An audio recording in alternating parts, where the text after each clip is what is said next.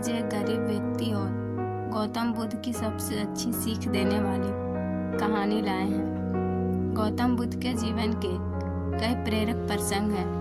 बुद्ध के जीवन का यह छोटा सा प्रसंग बताता है कि इस दुनिया में कोई भी गरीब नहीं है। छोटी सी कहानी है, अंत तक जरूर सुने और अपने दोस्तों के साथ शेयर जरूर करें। साथ ही साथ आप लोग मेरे चैनल को लाइक करें, सब्सक्राइब करें। भगवान बुद्ध की ये 3 कहानियाँ आपकी ज़िंदगी बदल देगी। हर अनुभव कुछ न कुछ सिखाता है।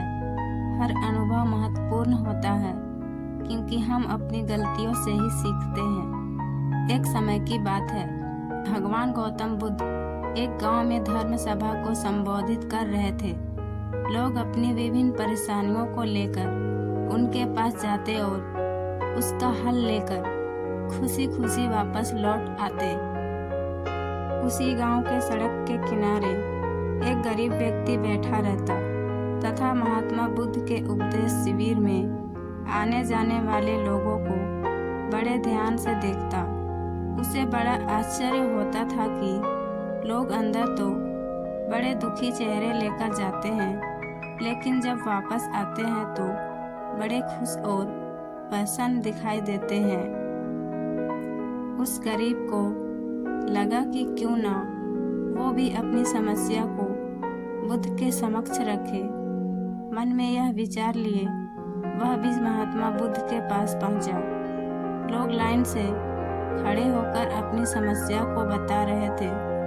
जब उसकी बारी आई तो उसने सबसे पहले महात्मा बुद्ध को प्रणाम किया और फिर कहा, भगवान, इस गांव में लगभग सभी लोग खुश और समृद्धि है, फिर मैं ही क्यों गरीब हूँ। इस पर उन्होंने मुस्कुराते हुए कहा, तुम गरीब और निर्धन इसलिए हो क्योंकि तुमने आज तक किसी को कुछ दिया ही नहीं। इस पर वह गरीब व्यक्ति बड़ा आश्चर्यचकित हुआ और बोला, भगवान, मेरे पास भला दूसरों को देने के लिए क्या होगा।